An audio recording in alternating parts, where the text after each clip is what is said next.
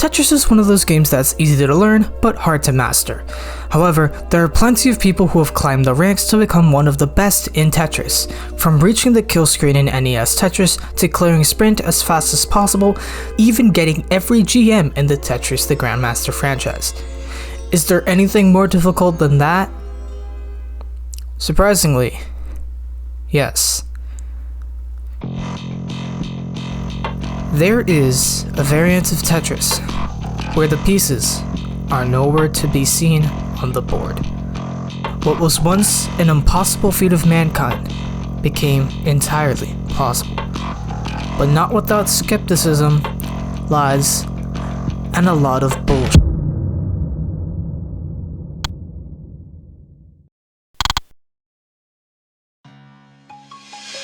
Invisible Tetris got its start all the way back in the 90s. The first known mention of Invisible Tetris was Niet 3, Revenge of the Mutant Stones. Niet 3 is one of those really odd and obscure Tetris clones that was made during the early days of the game. The game is set up with a bunch of missions, each one having its own gimmick. One of these gimmicks being an invisible playfield. The second the pieces hit the stack, they turned invisible. Niet 3 only gave a glimpse of what Invisible Tetris could be like, since the mission was over once you cleared 2 lines. And this was how Invis was generally used in fan games. Invis never made it into an official game until Tetris the Absolute the Grandmaster 2, specifically in the game's Master Mode. TGM2's Master Mode was already difficult because it introduced 20G gravity halfway through the mode, making the piece speed faster and faster until you reach 999. And this is where Invisible Tetris comes into play. You're immediately thrown into the credits roll, and depending on how well you did, you'll either get the fading roll or the master roll. The fading roll, as the name suggests, starts as normal but slowly becomes invisible, with all the pieces fading away over the course of the roll. The M roll, on the other hand, is purely invisible and determines if you get Grandmaster or not. If you manage to get through the credits roll, you will be awarded an orange line that shows up in the rankings. If you don't, you get the green line instead, which is ranked lower than the orange line on the leaderboards. In Tetris the Absolute the Grandmaster 2 Plus, the expansion, the Emerald was made slightly harder along with other GM requirements. Now, you have to clear 32 or more lines in order to get the orange line. The Emerald and Fading Roll would make its way into the sequel, Tetris the Grandmaster 3 Terror Instinct. The 32 line requirement was gone for the Emerald, at the cost of Master Mode being a lot more tedious and difficult compared to TAP because of the exam system. You can learn more about the history and development of TGM3 in this video right here. So that was the end for Invisible Tetris in its official capacity, but that didn't stop fans of the game to expand on what TGM originally offered. On July 27th, 2008, a game by the name of nullpomino would surface onto the internet. Nullpomino was a Tetris clone known for its customizability and variety of game modes from other versions of Tetris. It was created by anonymous Japanese user nullnoname, who created the project as a way to learn Java. Eventually though, the project grew into a full-fledged open source clone with several contributors from around the world. One of these people was Zerkian, a Tetris player from the US who created his own unofficial expansion to nullpomino, which included a mode called Phantom Mania. Phantom Mania was essentially an invisible version of the instant-dropping fast-paced Speed Mania, nullpomino's implementation of TA Death. It was made after another player, Kitaru, wanted a tool to practice the Emerald. Phantom Mania had 6 different grades: Master, Master K, V, O, M, and GM. Along with these were different barriers, or Toracons, that would stop you if you went too slow. While Speed Mania only had 1 Toracon, Phantom Mania had 3. Phantom Mania also had a requirement of 31 Tetrises in order to get GM. Eventually, Phantom Mania would make its way into the base version of the game in a later release, cementing it as the first ever full-fledged invisible mode, and arguably the hardest mode in the game. Over the next few years, many would try and beat Phantom Mania, but nobody would get close. That is, until May 3rd, 2015, when a user by the name of question_mark, or QM, would make a post on the Hard Drop forums about how he had beaten Phantom Mania, reaching the end and getting Master M, barely missing the requirements to get the GM rank. Nonetheless, it was an incredibly impressive achievement and a world first. However, there was a slight issue when it came to some of the settings that he used, specifically the randomizer. Phantom Mania's randomizer, which was based off of the TGM series' randomizer, used a 4-piece history where the game would check the current piece with the previous 4 pieces and then choose a piece that wasn't those 4. This check was in place so that you wouldn't have to deal with the massive flood of the same piece over and over again, which can get extremely frustrating. What QM used was the 7-bag randomizer, aka the game randomizing the piece in sets of 7, and used it to create a 20-piece loop that will let you play forever. This was impressive, but it was a lot more predictable compared to the TGM randomizer, which was the problem. He was using a different and quote-unquote easier randomizer, which, in the eyes of the Tetris community, diminished the achievement he was claiming. QM, upset about his lack of attention and mixed feedback, was furious in his replies and was determined to prove everyone wrong, and he would do anything in order to win the attention of the community. QM would later return on September 14th to the Tetris Concept forums to showcase his freeform invisible Tetris skills, no longer using the 7-bag and instead using the TGM randomizer. QM's new strategy was to use the method of loci, aka the memory palace. Now I'm gonna try and explain the memory palace as best as I can without using a script, so here we go. So the loci method is basically a form of memorization where you take a bunch of information and assign them to physical objects in a physical space. So let's say, for example, I have to do a presentation on the history of TGM. What I can do is I can split up the script and then take each specific part and assign it to a specific location. In this case, I'm going to visualize everything inside and around a house. So for example, the part on Sega Tetris can go in the front lawn, because that's the first thing I'm gonna talk about.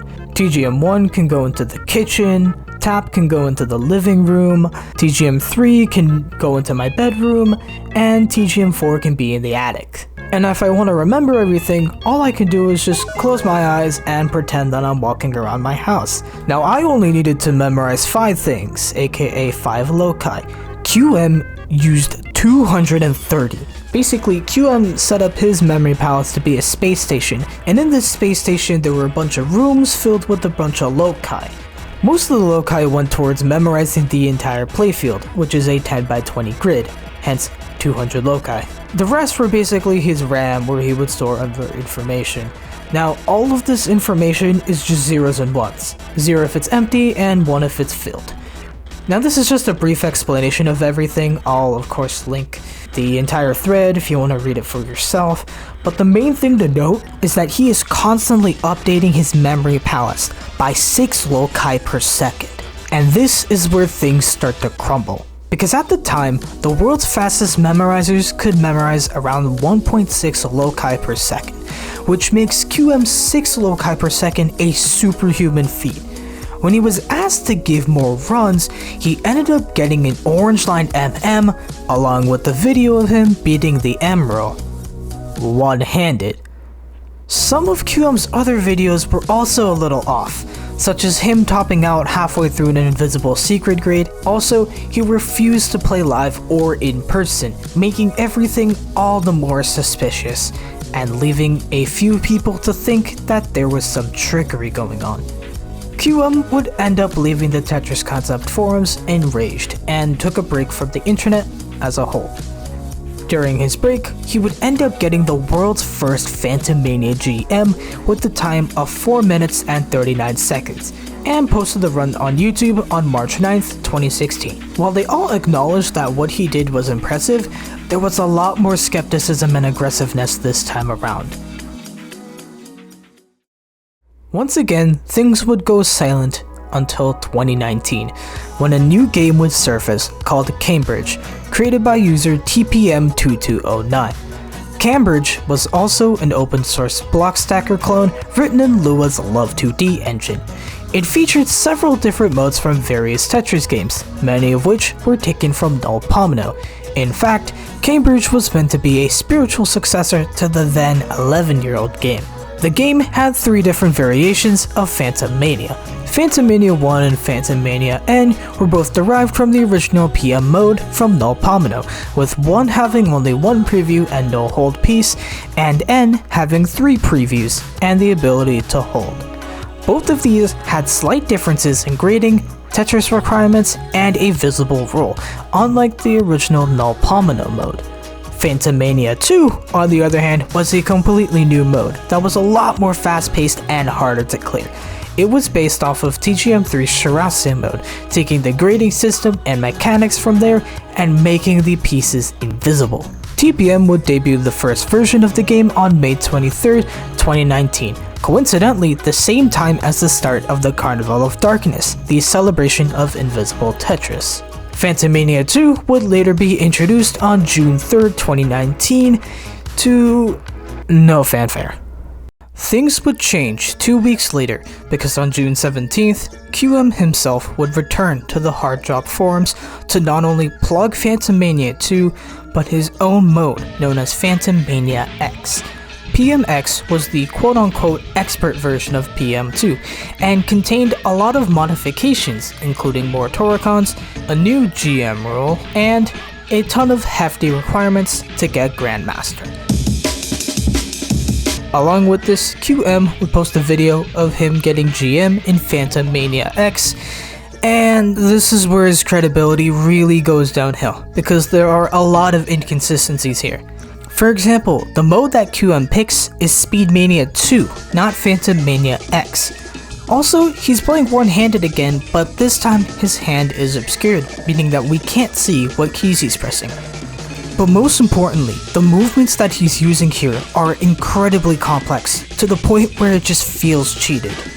And while there were people praising him, those who knew of his previous scuffles were quick to point them out how his Phantom Mania X run broke the straw on the camel's back, and eventually others would agree.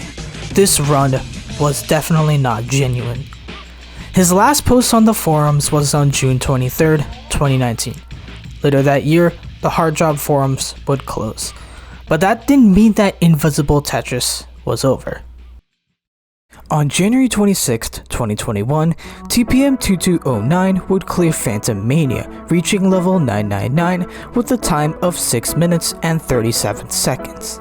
However, because of the slight differences between how nullpomino and Cambridge implemented Phantom Mania, the GM rank will be only an MM in nullpomino rules, because the run didn't meet the Tetris requirement. Nonetheless, it's still widely recognized to be the first legitimate clear of Phantom Mania due to TPM's work on Cambridge and reputation in the community.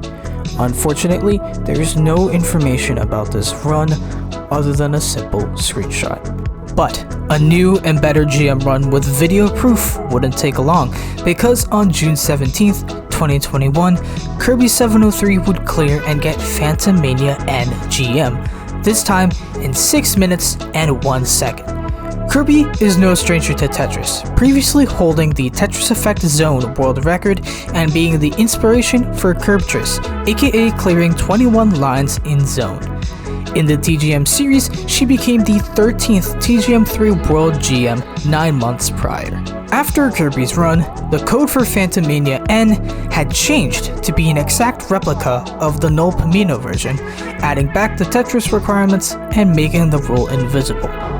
So, she did it again, this time obliterating her previous record by almost a minute, with a time of 5:18. This run was a lot faster due to her being able to lock the pieces manually more often, along with a lot more Tetrises and other line clears. This would be the fastest legitimate time anybody had seen when it came to Phantom Mania N, and would last for a few months. Because on October 2nd, Kirby would once again take the record down by 10 seconds to 5 minutes and 8 seconds, and this time providing a hand cam. Not only that, but she also beat the credits roll and achieved the Orange Line GM, being the first in the world to do so. But Kirby wasn't done yet, because not even 2 weeks later, she would clear Phantom Mania 2 and beat the credits roll, getting the first and currently only PM2 Orange Line clear.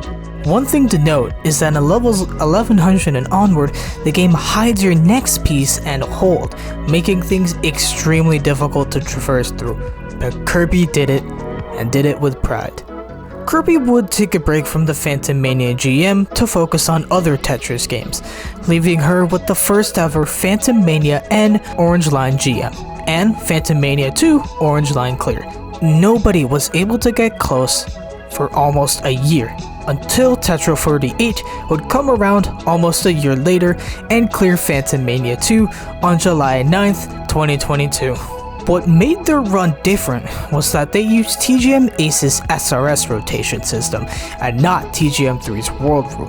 Not only were the rotations slightly different, but the pieces spawned 2 rows higher and off the screen, making things a little easier for Tetro and technically a disqualification in the eyes of the few. That being said, it's still incredibly impressive and deserves a spot for the second Phantom Mania 2 clear, albeit unofficially. Things would be silent until April of 2023, when R9 would get Phantom Mania N Orange Line GM with a time of 5 minutes and 58 seconds, being the second person ever to clear the game and the rule. R9 is also a TGM3 World GM as well as an X rank on Tetrio, the highest rank that you can get in Tetra League. R9's video on her run takes a deeper dive into the mode, which I would highly recommend you watch in full after this video. Anyways, not even a week later, another player would manage to get a PMN clear. On April 12th, Not a Robot would get Orange Line GM in Phantom Mania N, but he too would face the same fate that Tetra did in that he used Guideline SRS, which also has the pieces spawn 2 rows higher. However, he would come back a day later to get it again in TI World in only 4 attempts. So, where are we now? Well, Kirby currently holds the fastest PMN record, a 4:53 during the 2022 Carnival of Darkness, and is still the only person to get a PM2 Orange Line. As for the other 2 modes, she has the PM1 record with 800 levels using TI World and the Phantom Mania X record with 1300 levels, but no GM yet. It's clear that she is the queen of Phantom Mania. But then, something incredible happened during the production of this video. On July 14th, 2023, Kirby would get further into Phantom Mania 1 with 930 levels, beating out her previous record by 130 and nearly closing in on 1k. Then, an hour later, R9 would end up getting another Phantom Mania and Green Line run with a time of 4 minutes and 33 seconds. This record was legendary because it not only completely demolished Kirby's run by 20 seconds, but it also managed to beat QM's run by 6 seconds, making this the new Phantom Mania and world record, dethroning QM after 7 years. But it wasn't over yet, because 11 hours later, Kirby would once again come back to Phantom Mania 1 and finally reach 999, becoming the first person to clear PM1 in over 4 years. So that is where the record stands today. All of the Phantom Mania modes have finally been conquered.